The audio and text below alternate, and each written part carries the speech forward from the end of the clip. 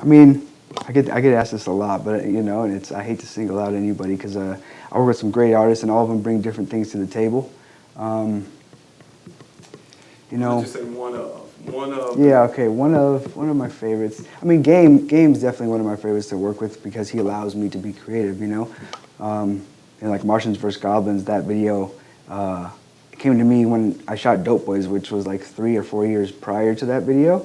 And I just had this idea on set, and I was like, I need to see him not being a gangster. We always see him in gangster and Chucks and this and that. And so when that song came around, I don't even think he read the treatment. He just showed up on set and was like, Matt, what do you want me to do? Let's go.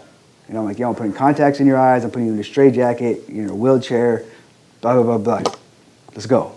And so, having that sort of creativity and freedom, I really enjoy working with him. I mean, everybody's fun to work with. Everyone, like I said, brings a different aspect, but he's definitely one person who really allows me to be me. So we, I don't know, say we have a shoot, 7 o'clock, I wake up usually a couple hours early. I always usually have the same sort of routine, take a shower, get dressed, almost like the first day of school type of feeling, you know what I mean? You kind of walk through your mental shot list, if not your hard shot list on paper. And once you get to set, you kind of work with your DP and your AD as far as walking through what you've already walked through in the walkthrough. Hey, this is going to be the first scene. This is what I need. Lights here, kind of break down that. We do that for every scene. Let them start working. I usually go and hang out with the producer for a little while, see if there's any sort of, things that we need to iron out before the day gets started, as far as something that didn't come, some things that came too much, whatever we need to figure out before things get started. The artist usually comes on set, walk them through their first look, and then it's off to the races. Usually after that, I would say, the next 6-7 hours go by relatively quickly. Have your lunch, and then on to the next 6-7 hours. It's a lot of just moving and shaking and rehearsing and shooting and watching, and it's actually it's a lot. It's a lot, not only on mentally but physically. And every morning, the next morning, I wake up and I'm so sore. And I'm like, why am I so sore? Because I'm so tense, and it's just so, okay, you over there, go this way, this way. It's a lot, And so yeah, I mean that's kind of how it goes. I mean, I don't know how to break it down any more than that. But yeah, it's usually how how the day goes. I'm trying to learn patience myself right now, but patience is super important, I think, in any sort of career. Patience is key to life, I believe. I'm 31 years old and I'm still figuring this out. So, but I've had artists who come 6-7 hours late, and you sit there with your crew and you have nothing to do, and then they show up and they still need an extra 2 hours to get dressed. And then they come and they say, after we've been waiting for 8, 9, 10 hours, they have 15 minutes before they have to leave.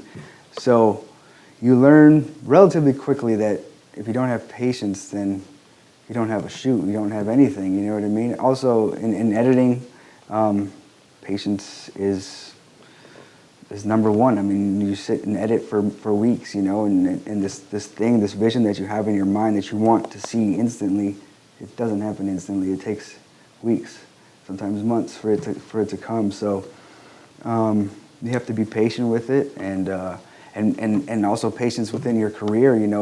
I thought it was just going to happen like that, especially after I did my first couple big videos, and I was #1 on BET, and I was like, okay, it's here, it's here, and I thought it was just going to happen, and you learn that it's not on our time, it's on the world's time, God's time, whoever's time, and you have to just be patient and enjoy the things that you do have for that moment, and whatever that may be. If you're waiting for your artist, enjoy your crew, enjoy the day, enjoy talking with the fellas, like whatever you can enjoy that, and don't worry so much about all the other things, because that'll tear you up, and as far as career-wise, same thing, just enjoy where you're at, and be patient, it'll come. Well, there's 2 ways you handle difficult clients. One way is you have an agent who is your buffer, and that always helps tremendously. And they'll basically handle all the difficult parts, relay the messages that they need to you, and vice versa. If you don't have an agent or a producer, someone of that sort, just handle cautiously, you know what I mean? I mean, you know, you're walking on eggshells, and understand that the client, I wouldn't say is always right, but they're the client. They're paying for it. You know, just because you want to be an artist and say they contracted you to paint this wall white, and you wanted to paint it white with black dots, and then you have this, you know, you wanted to be an artist and all these things. I mean, at the end of the day, the client's paying. So whatever their wishes are, you're just a work for hire at the end of the day. You know what I mean? So that's the way I look at it when things get really tough. It's like, hey, is it, you know, pick my battles. Is it really worth it? You know what I mean? And do I want to work with this client again? And all clients you want to work with again, you know, and you want to keep happy. So, you know, it's not always about being this artist and being so, you know, egotistic. It's sometimes you just have to let that go and just, you know, just give in and just make the best product you can and meet them halfway. Thank you for watching A Wise Way. Subscribe to stay updated, share to pass the knowledge, or view our other videos on the left.